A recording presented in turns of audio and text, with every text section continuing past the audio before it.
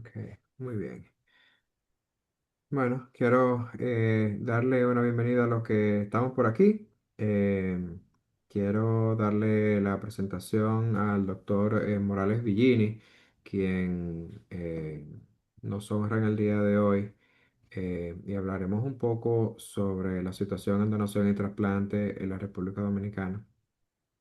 Eh, Creo que es un tema quizás poco tocado por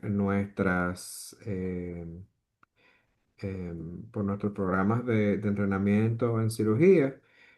Sin embargo, específicamente para el fellowship, con el componente de cuidados intensivos quirúrgicos y el énfasis en trauma, creo que hay una conexión fuerte entre el trasplante, la donación de trasplante, la donación de órganos y los pacientes de trauma, específicamente aquellos de trauma cráneoencefálico. Entonces, el doctor es quizás la persona eh, más idónea para conversarnos sobre esto. El doctor es cirujano general y vascular, tiene una subespecialidad en trasplante renal y de páncreas. Eh, Hecho en La Habana, Cuba, tiene una maestría en organización y gestión de trasplantes en la Universidad de Barcelona, coordinador nacional de trasplante desde el 2002 hasta el 2024 y es el exdirector del Instituto Nacional de Coordinación de Trasplante. Es el ex jefe del servicio de trasplante del SECANO, presidente y fundador de la Sociedad Dominicana de Donación y Trasplante, pasado presidente de la Sociedad Iberoamericana de Donación y Trasplante, secretario general del Colegio Dominicano de Cirujanos y es autor de un sinnúmero de libros y de artículos de investigación y presentaciones académicas. Entonces el doctor nos ha preparado un video que tiene su ponencia, pero el doctor nos acompaña aquí y está abierto para sus preguntas. Pienso que quizá la mejor manera es escribir las preguntas en el chat y podemos conversarlas al final. Así no paramos el video y lo continuamos, sino que lo hacemos, corremos el video completo y entonces al final podemos conversar las preguntas y cualquier comentario que tenga la audiencia. ¿Le parece bien, doctor? Me parece bien. Excelente, pues muchísimas gracias. Entonces vamos a darle inicio. ¿Pueden ver la pantalla de presentación? ¿Dónde está la presentación? Sí, señor. Saludos a todos. Gracias por estar con ustedes, a lo personal de salud y residentes de cirugía del Hospital Central de las Fuerzas Armadas. Y gracias al doctor Luis Román Taveras por la invitación que nos ha hecho. La procuración de órganos y trasplante de los mismos constituye uno de los avances más significativos de la medicina moderna. Desde finales del siglo XIX y lo que va del siglo XX, y a través de este proceso la ciencia y la solidaridad humana convergen para ofrecer esperanza de vida a quienes padecen de enfermedades terminales. Sin embargo, la obtención y distribución de órganos y el trasplante de los mismos no solo implica procedimientos médicos, sino también consideraciones éticas, legales y sociales de gran relevancia. Comprender su alcance permite valorar la importancia de la donación voluntaria como un acto de humanidad y justicia social y de todos los procesos involucrados. La procuración de órganos podríamos definirla como un conjunto de acciones destinadas a obtener órganos y tejidos de donantes vivos o fallecidos para el trasplante. Es una modalidad terapéutica capaz de dar vida después de la muerte a personas que morirían irremediablemente de no disponer de órganos sanos para su trasplante. Y este proceso y las conferencias que vamos a impartir durante este curso incluyen detección de un posible donante, la evaluación de su estado de salud, la detección adecuada de los órganos de los pacientes en muerte encefálica, la extracción quirúrgica de los mismos y su posterior distribución e implante de los órganos de los pacientes receptores compatibles. Revisaremos las leyes que regirán la procuración y el trasplante de los mismos, y tanto de tejidos y células, respaldadas por los principios bioéticos que sustentan la Organización Mundial de la Salud, la Red Consejo Iberoamericana de Donación y Trasplante y la Declaración de Estambul en el 2008, signo de la Transplantation Society, y otros que establecen claras directrices internacionales que prohíben el comercio de órganos y garantizan la confidencialidad y el respeto a los derechos de nuestros pacientes. La importancia del consentimiento informado, que constituye un pilar de decisión a tomar libre y consciente. Además, los criterios de asignación de órganos, donde deben primar los conceptos de solidaridad y justicia social, evitando cualquier tipo de discriminación e interés pecuniario. Todos estos presentes nos permitirán lograr las bases para la creación de una cultura nacional de donación y trasplante basada en la confianza, la equidad y la solidaridad humana. Todo este proceso estará debidamente coordinado por una estructura nacional de carácter público. Su objetivo fundamental es salvar vidas y mejorar la calidad de pacientes que dependen de un trasplante. Más allá del aspecto médico, la procuración de órganos y trasplantes simboliza un acto supremo de solidaridad y altruismo. Cada donante representa una oportunidad de vida para otros seres humanos. La donación voluntaria y consciente refuerza valores esenciales como la empatía, la responsabilidad social y la dignidad humana. Un solo donante de persona fallecida puede beneficiar hasta 8 personas con órganos vitales enfermos y decenas más con tejidos, demostrando el inmenso impacto de este gesto.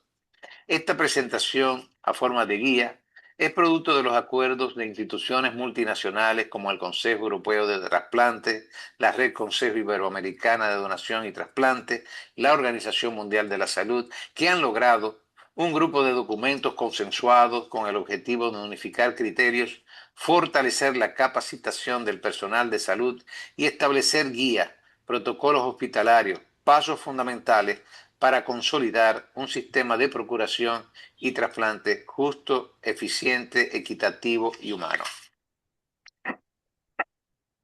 Pasaremos a la conferencia y podemos decir que el Instituto Nacional de Coordinación de Trasplante, creado por la Ley 329-98, tiene un ámbito nacional público, un tamaño pequeño, unos 10.5 millones de habitantes, que comparado con los Estados Unidos, con más de 330 millones, que es un ámbito grande, y España, con aproximadamente 450 millones, es mediano. Su estructura pública es estatal.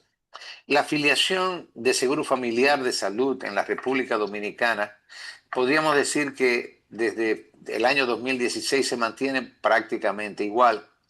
Cerca de 4.652.000 del régimen contributivo, 5.300.000 del subsidiado y unos 230 aproximadamente pendientes de afiliación. Cerca de 170 pacientes por millón de población sufrirán de insuficiencia renal crónica al año. 70 a 90 pacientes por millón de población de insuficiencia hepática terminal y unos 50 a 60 por millón de población de insuficiencia cardíaca terminal. Uno de los problemas fundamentales que nos enfrentamos en los países del tercer mundo como el nuestro es la desigualdad social. Según Oxfam, que es un comité del examen de la familia, de lo que es la actividad de la desigualdad social en Oxford.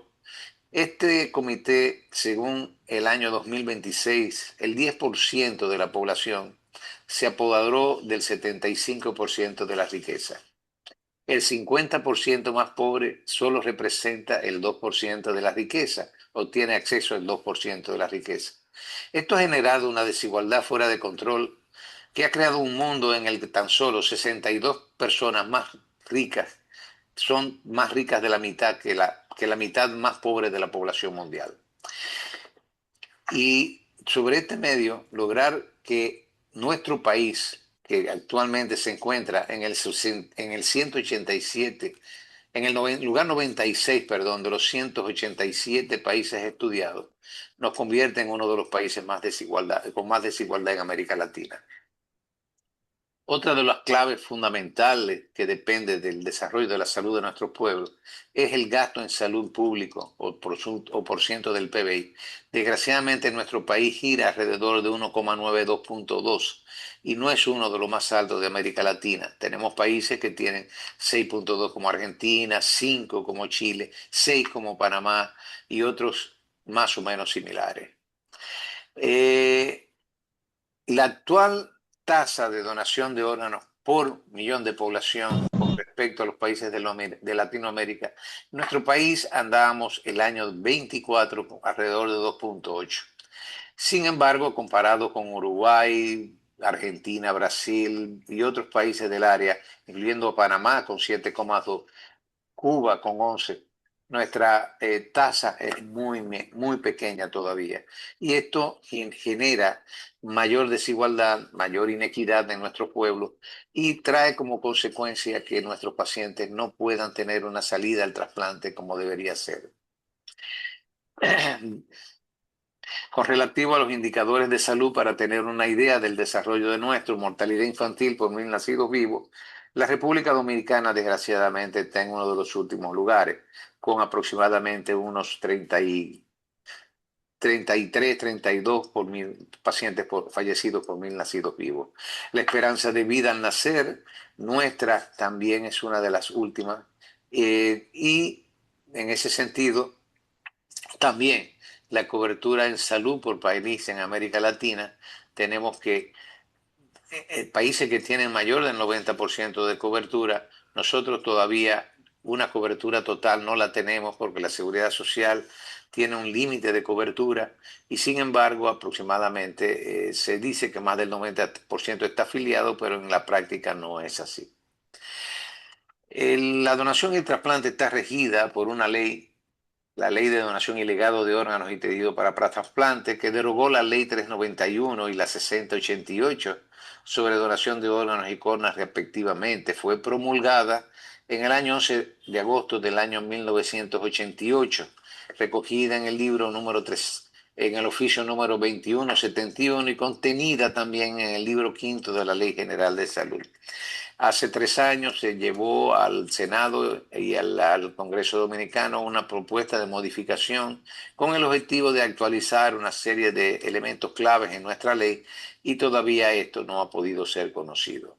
Los objetivos fundamentales de nuestra ley son la creación de un Consejo Nacional de Trasplantes que se encargará de la parte rectora y normativa y el Instituto Nacional de Coordinación de Trasplantes, un organismo ejecutivo y de coordinación.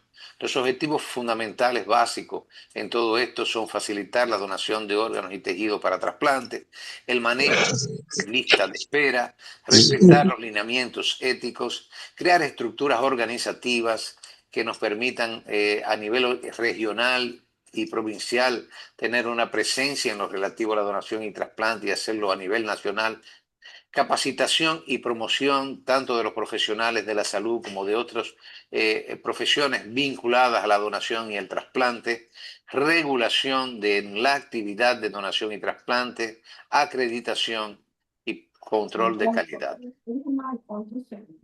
Eh, el Instituto Nacional de Coordinación de Trasplantes está ideado como la coordinación nacional, como una red de coordinación que tiene su presencia jurídica tanto en la red regional como en la red provincial y en la coordinación hospitalaria. Cada hospital con capacidad de generar donantes o el trasplante de los mismos deberá tener un equipo o una unidad de coordinación de trasplantes que permita coordinar todas las actividades que sobre esta se realicen.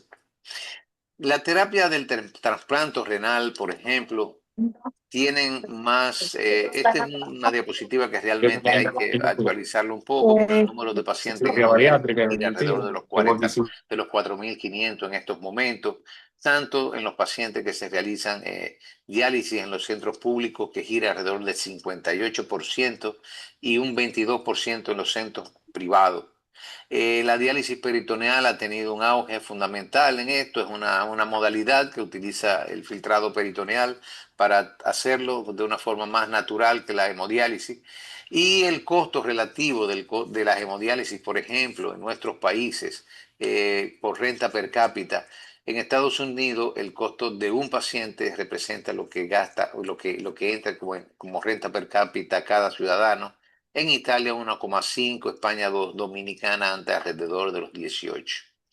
La relación de coste entre hemodiálisis y trasplante es del costo de hemodiálisis al año sin ningún tipo de complicación. Son 741.000, habría que sumarle alrededor de 300.000 o más de lo que significa la realización de fístula, el cuidado, las analíticas constantes que tienen que hacer. En el trasplante renal, el primer año, el mantenimiento del primer año son de unos 850.900, quizás un poco más que el costo mínimo de la diálisis, y el mantenimiento del trasplante después del primer año gira alrededor de 350.000 pesos, lo que hace que el trasplante sea mucho menos costoso que las diálisis, y es el tratamiento idóneo porque es el único tratamiento capaz de llevar a ese paciente a una vida normal y al compromiso del ocio y actividad laboral después del trasplante. Además, tenemos en esta gráfica más o menos lo que significan estos costes. Aquí vemos el grupo lo que cuesta un paciente en hemodiálisis, más o menos, y lo que cuesta un paciente trasplantado. En el paciente, la supervivencia de un paciente en hemodiálisis es prácticamente del 50% en el primer año, y al cuarto año apenas el 30% sobrevive, mientras que en el trasplante es de un 90% en el primer año, y a partir del cuarto año aproximadamente el 80% mantiene sus órganos funcionantes y su vida. Eh, la mortalidad que tenemos en la insuficiencia renal crónica en el primer año es un 50%, y en un segundo año aproximadamente un 70%. Los pacientes que sufren de enfermedad hepática terminal, que no tienen la disponibilidad de un tratamiento sustitutivo como la diálisis o la hemodiálisis en el riñón, la mortalidad es en el primer año de aproximadamente un 60%, y al segundo año se completa prácticamente con el 100%, con un 40%. Igual la enfermedad cardíaca terminal, un 50% de mortalidad en el primer año, un 30% de mortalidad en el resto del segundo año. Hay un grupo de estos pacientes que logran sobrevivir con tratamiento de corazón artificial o sistemas de asistencia ventricular, que son muy costosos, pero que pueden prolongar la vida de estos pacientes hasta que logren llegar a un trasplante cardíaco definitivo. Y en la insuficiencia pulmonar terminal, al segundo año, ya el 100% ha fallecido. Por eso es importante tratar de lograr tener un plan nacional de donación y trasplante efectivo, con cierta frecuencia. Y esto es importante hablarlo, el efecto de las situaciones informáticas. Se producen en el mundo de la donación y trasplante unas situaciones de crisis informática. La noticia de que están secuestrando niños, o que hay personas que las secuestran adultas y la encuentran en un baño con una incisión, tiene un efecto mediático que puede ser muy grave, con efectos negativos sobre la donación.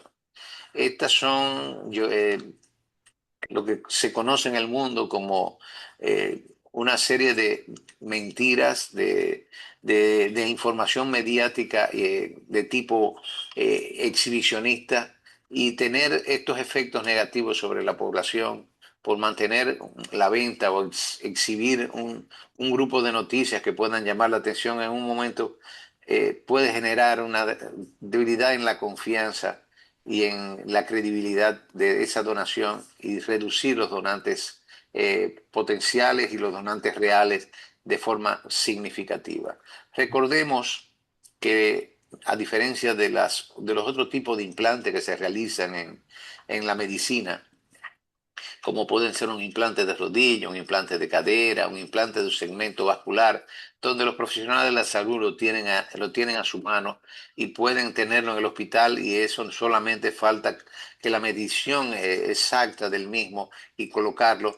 La parte consecutiva de un órgano es diferente. Descansa en una familia que en su momento más doloroso tiene que decidir de su familiar ser donante, y que este proceso va a movilizar una cantidad de especialistas extraordinarios para poder hacer posible que ese donante pueda ser llevado a los pacientes que necesitan de un órgano.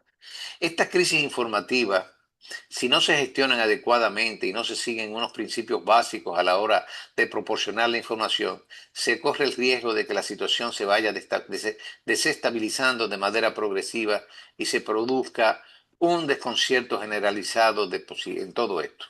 Vamos a poner algunos ejemplos. Por ejemplo, en la BBC del hombre en la década finales de los 80 se cuestionaba la credibilidad del diagnóstico de muerte encefálica.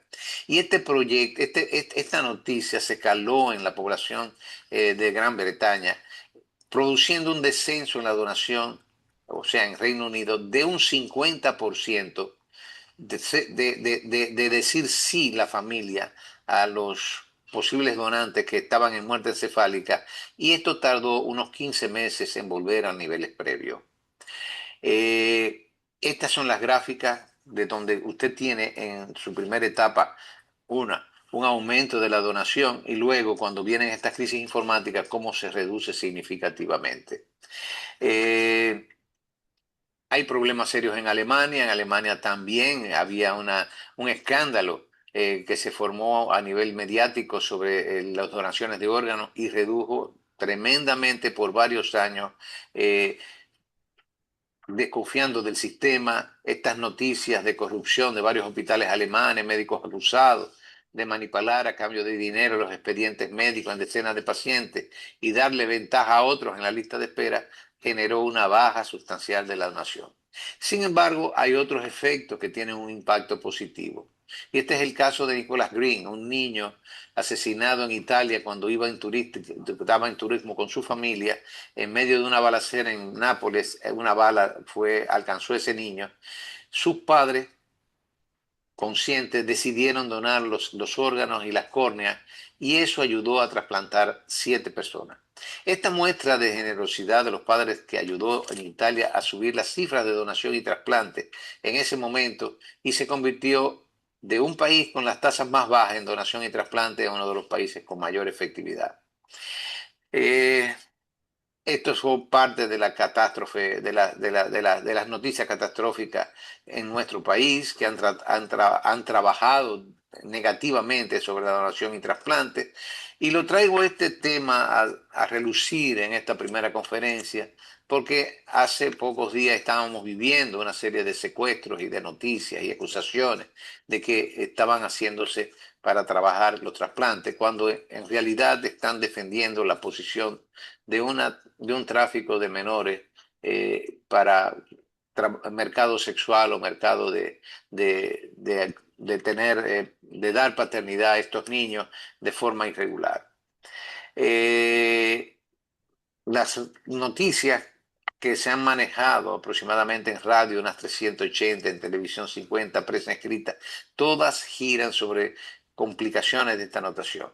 Estas intervenciones de prensa sobre medicamentos de alto costo, y en el caso de Carla Maciel, que fue debidamente estudiado en enero del 16 de enero de agosto del 16 a enero del 17, nos obligaron a que hubieran intervenciones de prensa en radio, televisión, prensa escrita, web, notas de prensa y piquetes muy, muy sostenidas. El INCOR tuvo grandes intervenciones en todo esto, tratando de orientar a la población de que estas noticias, este impacto mediático, realmente a quien afectaba era a los pacientes que estaban en espera de un trasplante de órgano. Estas son parte de las noticias que se dieron en aquella ocasión, que generaban dudas, incertidumbre, desconfianza y miedo. Estas noticias negativas sobre la donación han provocado desconfianza y rechazo ante la solicitud de la donación de los pacientes fallecidos. Y es importante que ustedes, médicos, que van a estar, que tienen una capacidad de influencia importante en la población dominicana, en eventos sociales, van a ser profesores de universidades, tener claro este concepto y los graves efectos que producen la donación, que nos obliga a llegar a la familia dominicana tratando de revertir este desconcierto que se ha provocado. Estos son más imágenes de lo que se está dando en el mundo. Es una noticia que llama la atención por su impacto mediático espectacular. Sin embargo, también hay otro tipo de comercio y de tráfico de órganos, que es el real. Es el tráfico de personas que por miseria tratan de vender un órgano y ponerlos en las redes sociales tratando de conseguir mejorar su condición de vida. Eh, También este tiene un efecto terrible y además no puede ser bajo ningún concepto estimulado. Hay que tratar de que nuestros gobiernos, nuestros países tengan la capacidad de generar donantes y tener cubierta toda la actividad y los recursos que se necesitan para este tipo de modalidad terapéutica. Eh, Hay que tener en cuenta que el rumor de tráfico de órganos de niños en varios distritos de Lima, por ejemplo, creó una situación negativa, eh, que el viernes 2 de diciembre del 16 una persona murió y varias resultaron heridas por violentos enfrentamientos entre la policía y la población de un distrito de la capital peruana, que intentaban linchar secuestradores creyendo que eran traficantes de órganos. Producto de estas noticias creaban un ambiente nacional general difícil de manejar, y esto fue ganando fuerza en redes sociales y desató una histeria generalizada en ese barrio de Guayacán, en Perú. Algo A similar tiros y bombazos en fue país. dispersada una multitud enardecida que se congregó en las afueras de un destacamento en Jarabacoa para intentar linchar a dos presuntos secuestradores cuando eran trasladados a La Vega por la policía. Escuchemos.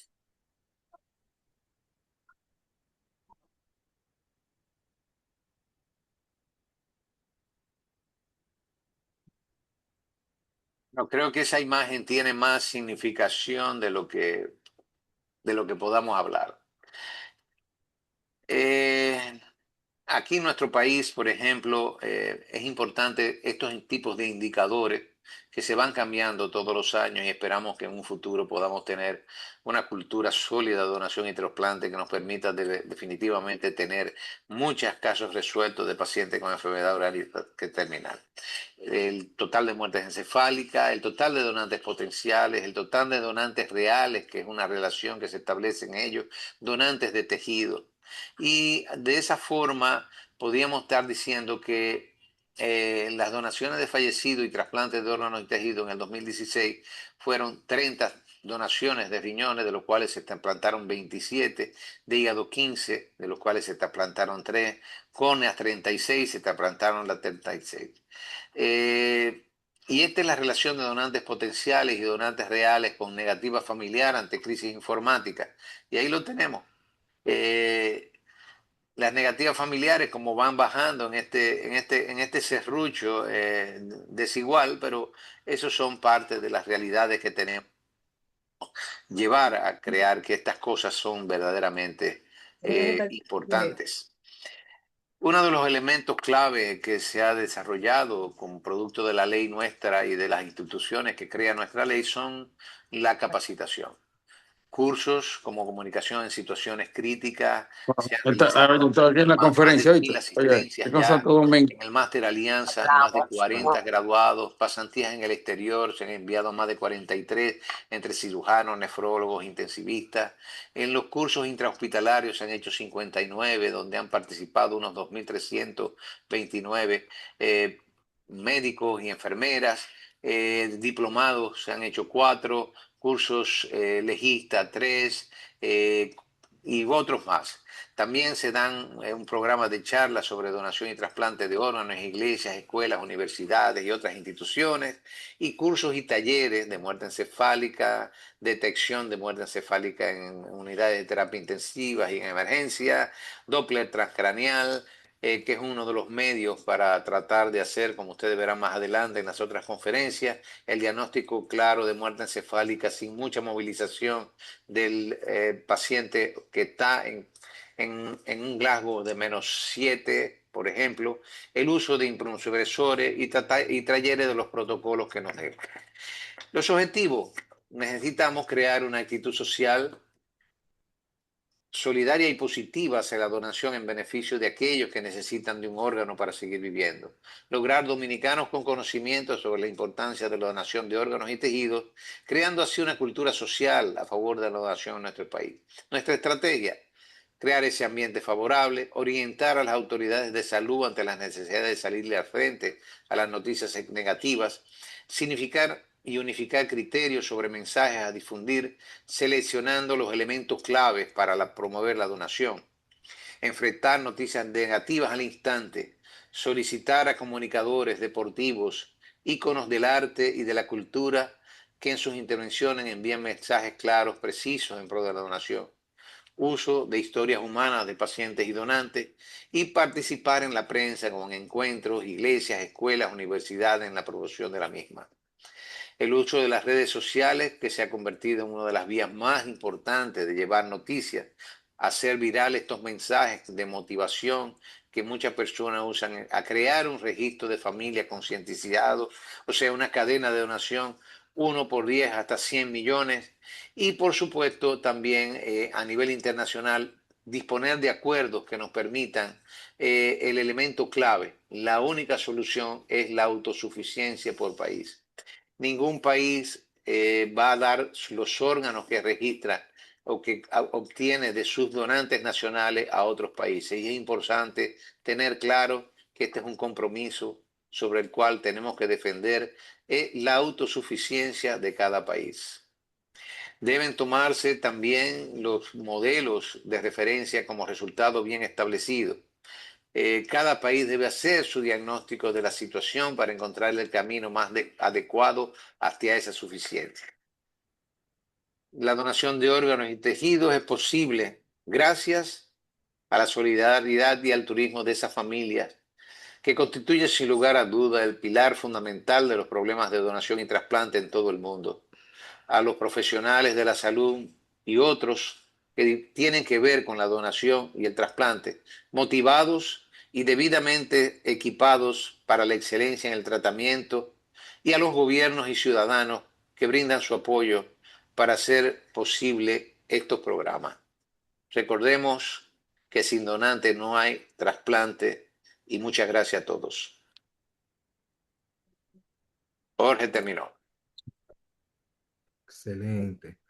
Doctor Morales, muchas gracias por esa intervención. Este, yo tengo algunas preguntas que me gustaría compartir con usted, a ver si podemos conversarlo. Desde su perspectiva, como cirujano y también como específicamente cirujano de trasplante, y también participando a nivel de los programas de donación, me gustaría saber cuál usted entiende que son ¿cuál es el rol del intensivista en ese proceso de trasplante? Eh, el fellowship al cual apoya este programa que estamos corriendo tiene como objetivo instruir a estos especialistas en el cuidado intensivo quirúrgico, que quizás sea lo que más cercanos estarán a ese proceso de trasplante. Entonces, ¿cuál es el rol del intensivista en el proceso de trasplante actualmente? Bueno, Luis, muchas gracias por darnos esta oportunidad con todos los participantes en este curso Fellowship de cirugía que está teniendo como cabeza el Hospital Central de las Fuerzas Armadas. Sí, mira, en lo que se refiere a materia de donación y trasplante, intervienen muchas especialidades en este proceso. Inclusive algunas de ellas que están fuera de la medicina, pero que son fundamentales. Y los intensivistas indudablemente han ido ocupando un lugar fundamental. porque los intensivistas son los que tienen la posibilidad de hacer el diagnóstico de un posible donante. O sea, ¿cuál es la persona que puede ser donante? Una persona que llega con un trauma severo, generalmente un trauma cráneoencefálico, con un Glasgow 7 o menos, y que entra en una unidad de terapia intensiva. En esa unidad de terapia intensiva, ese individuo con un Glasgow 7, con un coma profundo, tiene un 30% de salir, el otro 30% de ser trasplantado y un 30% que se va a perder cuando el paciente se convierte en séptico o tiene alguna contraindicación. Y todo este proceso de mantenimiento del donante y todo lo que significa los aspectos organizativos que tiene que ver la donación, el trasplante, desde la detección hasta su implante, los intensivistas, o sea, los coordinadores, los intensivistas formados en lo que se conoce como coordinación de trasplante, tienen un papel protagónico, son los que rigen que esto se logre. Y fíjate, si esto es importante, lograr un donante en muerte encefálica puede generar beneficios para 8 personas en órganos y en tejidos más de 20, lo que significa que es de alto valor médico lograr un donante y el papel que juegan los intensivistas en la misma. Más allá de entonces el proceso de donación inicial, ya del otro lado, los intensivistas en nuestro país, según el proceso de trasplante se vuelva más común, les tocará manejar a algunos pacientes con historia previa de trasplante. Y así van a tener que manejar quizá uso de inmunosupresores, infecciones asociadas al uso de inmunosupresión, la aparición de cáncer. ¿Se le ocurre algún otro tipo de contenido que los intensivistas van a tener que manejar? No necesariamente para llevar al proceso de trasplante, pero sino manejar a esos pacientes que han tenido un trasplante en el pasado. Bueno, la otra etapa que van a tener que ver los intensivistas es cuando el individuo se trasplanta, que muchas veces en trasplantes mayores va a la unidad de terapia intensiva. Claro. Eso hace que el intensivista tenga que ver todo lo que es la fisiopatología y todo lo que es el proceso de recuperación de un paciente trasplantado y las cosas que tiene que tener en cuenta. O sea, su papel viene siendo en dos niveles desde la procuración, o sea, desde la detección de un posible donante hasta el implante de los órganos de que ese donante se convierta en real.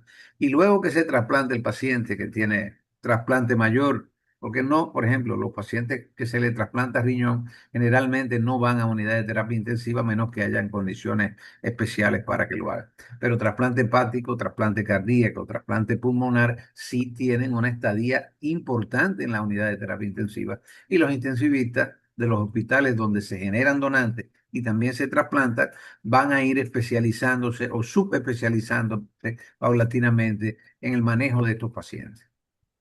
Creo que ese es el papel fundamental que juegan indudablemente los intensivistas.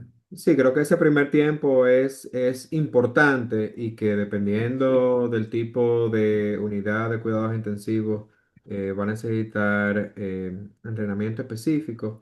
Los pacientes con trauma, perdón, con trasplante hepático tienen un manejo bien intensivo, con shock hipovolémico y con un shock también vasopléjico importante, al igual que los pacientes que son receptores de trasplantes cardíacos. Entonces, como intensivista, creo que hay algunos conceptos que son importantes de afianzar, especialmente en el manejo del manejo temprano de estos pacientes post-trasplante. Además de lo que ya habíamos mencionado de aquellos pacientes que ya se trasplantaron hace tiempo y que tienen complicaciones asociadas al trasplante y que terminan entonces en estas unidades de cuidados intensivos. ¿Qué usted me puede decir sobre nuestra legislación dominicana para el diagnóstico de la muerte encefálica? En Estados Unidos, eh, la legislación es por estado específicamente y hay algunos detalles que son diferentes sobre quién puede hacer el diagnóstico, cómo se hace el diagnóstico, qué tipo de pruebas están aceptadas. qué tanto está reglamentado el diagnóstico clínico dentro de la legislación nuestra? Y es una buena pregunta esa. Indudablemente el diagnóstico de muerte encefálica no es homogéneo en todos los países, aunque sí hay una serie de elementos clave que lo tienen casi todos. Por ejemplo, eh, el diagnóstico de la muerte encefálica es eminentemente clínico. Es clínico y eso se determina con una serie de pruebas que te definen a ti como la funcionalidad de los pares craneales esencialmente. Pero indudablemente hay una serie de pruebas instrumentales que son las que le dan el visto bueno a que ese diagnóstico clínico pueda ser confirmado. Algunas de ellas tienen que ver con la circulación cerebral. Cuando hay muerte encefálica no debe haber circulación cerebral. ¿Por qué? Porque hay un edema generalizado en el cerebro que impide que los vasos lleven la circulación de la sangre y eso decreta la muerte clásica por falta de circulación. Otro de los elementos que tenemos diagnósticos que nos permite, las pruebas de circulación son complejas porque tú tienes que generalmente salvo algunas como el Doppler transcraneal o otras que se pueden hacer en la cama del paciente, tú tendrías que sacarlo de la cama de intensivo y llevarlo al sitio donde se puede hacer alguna prueba con tecnesio-PAO, alguna arteriografía o alguna otra prueba de circulatoria que generó y ha generado en muchos países cuando tienen que hacerse esos tratados una sensibilidad tremenda de que el paciente pueda hacer una parada cardíaca terminal y no ser donante, dejar de ser donante. Entonces, cada día los intensivistas, los coordinadores de trasplantes se van aferrando a pruebas como el Doppler transcraneal, que es una prueba que te mide la circulación intracraneal por medio del Doppler, por las pruebas de electroencefalograma y pruebas como el potenciales evocados que son capaces de darte un porcentaje de confiabilidad, además del diagnóstico clínico que se hace y se confirma por tres médicos que ninguno de ellos tenga que ver con los grupos de trasplante. Debe haber un neurocirujano o un neurólogo, debe haber un intensivista que lo firme y debe haber un médico cualquiera que esté vinculado a eso y que vio el caso que pueda firmar. Tres médicos deben certificar la muerte encefálica antes de tomar las decisiones del lugar, de ir a la familia, consultar y hacer la extracción. Claro, estos son procesos que se van dando en concomitante Claro. que no se puede perder tiempo tampoco. ¿Tú me entiendes? Es muy difícil ganar tiempo ya en un paciente que tenga una muerte encefálica y que los órganos están debidamente, se mantienen en su funcionalidad porque están con un respirador, con sustancia vasoactiva que lo mantienen ese corazón latiendo adecuadamente. Es muy débil la línea que tenemos entre que ese paciente haga un agotamiento de esas drogas y termine con una parada cardíaca no deseada y nos elimine la donación de órganos, o pasemos a tener un donante con capacidad de generar muchos órganos para pacientes necesitados. ¿Qué tanto es el peso de la identificación de los donantes preinjuria? Por ejemplo, la licencia que dice si uno es donante, voluntario y demás. ¿Qué tanto es el peso de esa información en la decisión final? Mira, en nuestra ley está incluido en la ley, en la licencia y en la cédula. Eso fue en contra de nosotros, los diputados veían eso porque eso era una promoción de película que se ve mucho.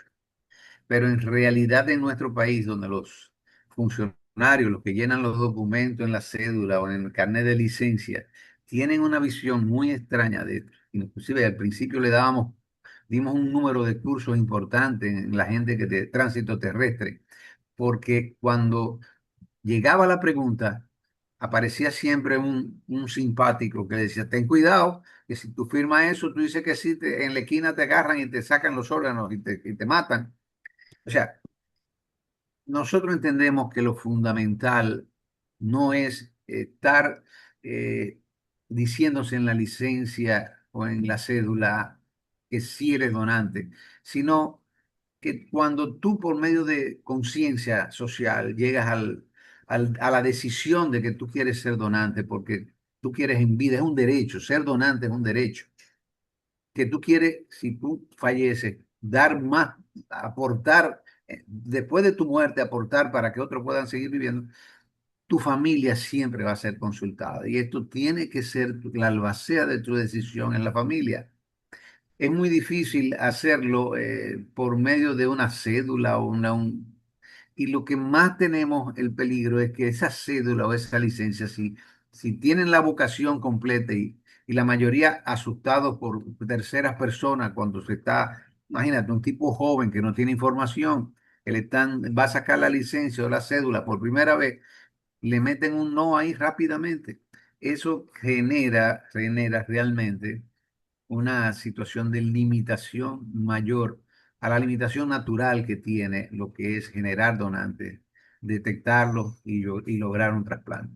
Es importante saber que en los pacientes que entran en muerte, que fallecen en un hospital, apenas podemos lograr que el 2 o el 4% de todos los fallecidos hospitalarios pueden ser donantes porque es muy difícil lograr un paciente que tú puedas entrarlo a terapia intensiva, meterlo en un respirador, darle droga vasoactiva, tener intensivistas preparados que puedan salvar todos los procesos complicados que se presentan en el mantenimiento de un donante y hacer que ese donante sea efectivo. Es muy difícil. Por Entonces, supuesto. tenemos que tratar de evitar todo lo que nos nuble la tarde o la noche o la lluvia, eh, eliminarlo. Me Por gustaría ello, esa darle la situación de la oportunidad al cédula, doctor. ¿Me escucha?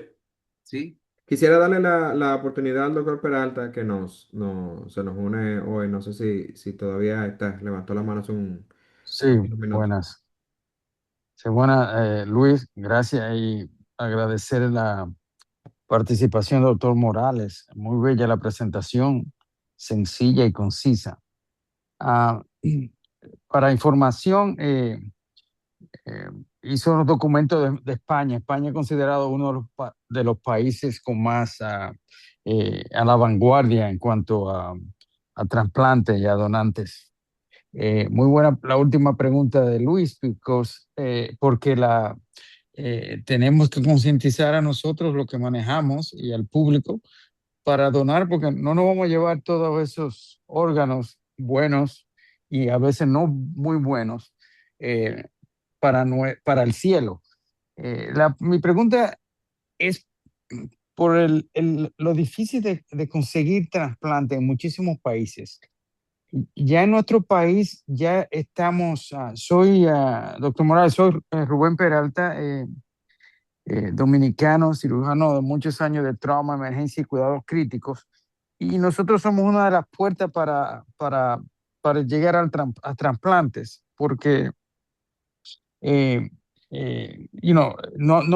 muchas partes culturales. Yo he trabajado en varios países que la parte cultural a veces es más difícil es una barrera muy alta para llegar a la religión. Por ejemplo, si usted ve a Arabia Saudita es musulmana, pero hay muchos donantes. Si ve a otros países, por ejemplo, Qatar, los donantes son menores y no es nada más por la religión, es por la manera de que la cultura trata de proteger a los pacientes como usted dijo, la familia al estar en parte de la decisión, porque la madurez de la licencia de conductor, como quiera, tú tienes que pedir el permiso a la familia, ahí se pierde mucho tiempo. Y nosotros en estos países tenemos muchos trabajadores con alto riesgo que son de países que es muy difícil la comunicación, y ahí se pierde mucho tiempo. Entonces, con esta base de comentarios, quiero saber si con nosotros existe ya el trasplante, como lo hay, con el corazón latiendo, con la muerte encefálica. ¿Y qué usted opina del trasplante ya de paro respiratorio, del paro circulatorio? ¿Ya existe allá o es algo que la sociedad de trasplante lo puede considerar, porque, por ejemplo, esos accidentes y esas colisiones en la carretera con motocicletas, a veces estos pacientes, aunque lleguen latiendo, muy probable no tenemos los recursos para mantenerlo por más tiempo con 2 o 3 vasopresores. Y si podemos tener ese pool, esa, es- es- esa, esa cantidad de pacientes que nos podemos considerar como donantes. Termino, doctor Peralta. Sí, sí, sí, Muy sí. buena Era esa pregunta, pregunta. Sí, sí, sí, muy buena pregunta, muy buen comentario. Yo creo que sí, lo sí, que has tratado es importantísimo. sí. Como veo, tú eres un cirujano con experiencia en manejo de pacientes críticos. Te toca ser en alguno que otro momento detector de un posible donante de órgano. Eh, a mí me tocó hacer mi último ciclo de entrenamiento en España en la década del 90. Yo fui de la primera promoción de lo que se llamó el Proyecto Siembra, una maestría que organizó la Organización Nacional de Trasplantes. Y a partir de ahí empezaron ya a tocarse los temas sobre el donante a corazón parado. Inclusive en España hay una población importantísima de esos donantes de órganos que son a corazón parado. Claro, hay que entrenar ese personal, al personal de emergencia, y por supuesto hay que tener una cultura de donación efectiva en nuestro país. O sea, la cultura hegemónica sobre donación y trasplante en España, que me tocó vivir 2 etapas, viajo mucho allá en ese sentido, es que en el año 94, por ejemplo, en España todavía había sectores poblacionales que eran resistentes a la donación. Hoy en día es muy difícil la negativa familiar. Hay una cultura nacional, los españoles se sienten orgullosos de su programa de donación y trasplante que lidera el mundo desde hace más de 30 años. Pero además, ellos son la familia, es quien te dice, mire doctor, si pasa lo que, la desgracia de que fallezca, él es donante. O sea, que te lo dicen de entrada, de entrada. Uno de los elementos clave que tú dices con la cuestión del tiempo es tratar de tener los protocolos de Glasgow 7. ¿Qué significa esto? Que todo paciente que entra a una unidad de terapia intensiva con un traumatismo cráneoencefálico principalmente, si tiene un Glasgow 7, tiene que detonar las alarmas para que los coordinadores de trasplante estén claros de que hay un paciente que puede ser un posible donante. Y tener, como les dije, más o menos la familia que está ahí, más o menos conversando, llevarle folletos sobre la donación, sobre la bondad de la donación, el derecho de donación, toda una serie de elementos clave.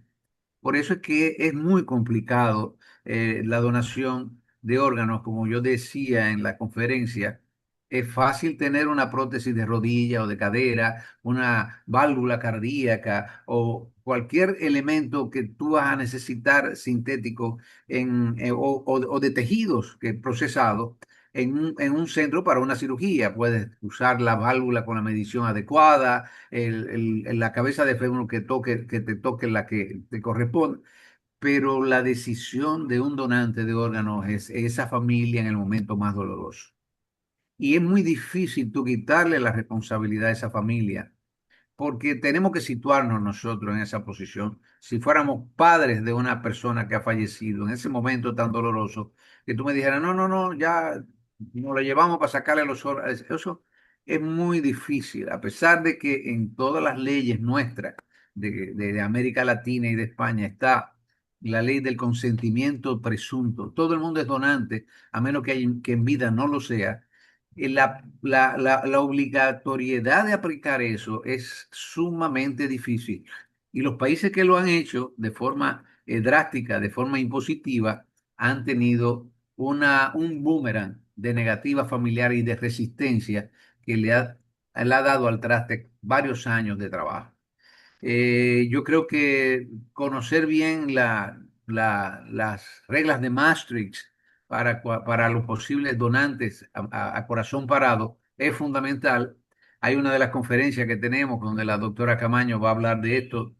No sé cuándo va a ser. Luis es que se encargará de hacer esa pero son 4 conferencias, entre ellas va a hablar va a tocar este tema un poco más. Esta conferencia realmente era una conferencia a modo de introducción, a Ok. modo general, de que llamara la atención de la importancia y del papel que tienen los médicos, porque los médicos, si tienen claro la bondad y la necesidad de promover la donación y el trasplante, cada vez que vamos a una fiesta, a una reunión social, la gente nos aborda y nos pregunta. Inclusive nos pregunta, le pregunta a los cirujanos de cosas de cardiología o de gastroenterología o hasta de neurocirugía. Y lo que tenemos nosotros muchas veces es una idea general de lo que son estas cosas, pero la gente pregunta, pregunta. Es una demanda constante y yo creo que eso puede profundizar. Lograr esa cultura de donación, que todos los médicos, no solo dominicanos, sino de todo el mundo, puedan tener una visión clave en lo que significa la donación y el trasplante para sus pacientes. No sé si contesté más o menos lo que tú me has Gracias, no, preguntado. gracias, magistralmente, gracias. Y espero que Gracias. Luis traiga los otros temas, porque como te dice, nosotros tenemos un laboratorio de donantes en nuestro país ahora mismo. Es una epidemia que va a ser muy difícil de erradicar. La muerte en la red vial, de gente jóvenes, es algo alarmante. Sí, Así es. es importante precisar que en nuestro país la mayor proporción de los donantes corresponden a muerte a consecuencia de trauma craneoencefálico secundario a accidentes de tránsito o a actos de violencia, seguido muy, muy de lejos por accidentes cerebrovasculares fulminantes. Lo más común son pacientes que han tenido accidentes de tránsito y que han entonces tenido una muerte cerebral. Para nuestra audiencia que quizá maneja un poco menos estos temas, quiero precisar que entonces tenemos dos tipos de donación, una posterior a muerte encefálica, que es el tipo de donación que tenemos más común y es lo que la mayoría de las personas conoce. Y otra es en la cual el corazón se mantiene latiendo, a pesar de que no haya función cerebral. Puede ser que el paciente necesite soporte vasopresor, pero aún así hay hay latido del corazón y hay una función más allá del cerebro. Y en esta última pregunta nos referimos al segundo tipo, que es la donación tras muerte circulatoria, que es la cual se le retira al paciente el soporte vital y el paciente expira normalmente como lo hubiese hecho sin ningún tipo de soporte y entonces la donación se produce después de la expiración del paciente dentro de un tiempo específico en la cual no hay una isquemia significativa de los órganos que van a ser donados. La doctora Tejada tiene un comentario. La doctora Tejada es una de nuestras recientes graduadas del fellowship. Ella es cirujana de trauma. Em, doctora. Buenas tardes. Muchísimas gracias, doctor, por la conferencia. Excelente. Y sobre lo que usted estaba hablando en su última intervención, quería aportar en eso de que sí, de que realmente necesitamos como médicos en general tener el conocimiento de que existe este programa en nuestro país, porque misma soy un ejemplo que, como dice el doctor, cuando yo estaba haciendo el fellow el primer año, fui a rotar a Puerto Rico unos meses y allá hay todo un sistema para esto en el Hospital de Trauma de Puerto Rico, en Centro Médico. Y cuando me preguntaron acerca de aquí, yo realmente no sabía, no tenía la información. Luego de que vi cómo se manejaba allá, fue que me puse a investigar y supe que aquí sí existía, pero en ese momento no sabía. Entonces sé que la mayoría de los médicos, de los residentes de las diferentes áreas quirúrgicas y que tienen que ver también con el tema del que ven trauma, que estos pacientes sabemos que son candidatos, muchos de ellos, entonces no está la información, o sea, no hay tantas personas que saben acerca de esto. Gracias, Sí, yo doctor. creo que bienvenida, bienvenida a todos ustedes a este tema y que lo podamos defender siempre que podamos, porque hay algo claro. En el trayecto de nuestras vidas, nosotros vamos a tener siempre, siempre, es una cuestión epidemiológica, o un familiar muy cercano, o un amigo muy cercano, o nosotros mismos necesitando un órgano. Es el ciclo de la vida. Yo creo que tomar la decisión correcta en el momento correcto es el punto de bateo, ¿eh? Y yo creo que todos nosotros sabemos lo que esto significa cuando una persona querida tiene una enfermedad orgánica terminal con todas las condiciones de convertirse en una persona normal de nuevo con un trasplante y que la vida nos está llevando a esa persona a fallecer porque no hay la posibilidad de tener donantes para todos los pacientes que necesitan un trasplante. Nuestro país tiene cerca de 3.000 muertes por enfermedad orgánica terminal anuales. Y todos los pacientes con enfermedad orgánica terminal son susceptibles de ser trasplantados, salvo muy pocos casos. Y el cambio que hay entre un paciente con una enfermedad hepática terminal o renal terminal o pulmonar terminal y el paciente que sale del trasplante es del cielo a la tierra. Tanto así que los cirujanos que hacemos trasplantes no reconocemos a nuestros pacientes casi siempre, porque lo vemos en el principio en una situación tan despauperizada, que cuando volvemos a ver a los 3 meses, ese tipo ya anda bailando, anda jugueteando, estaba corriendo. O sea, es espectacular lo que estamos hablando.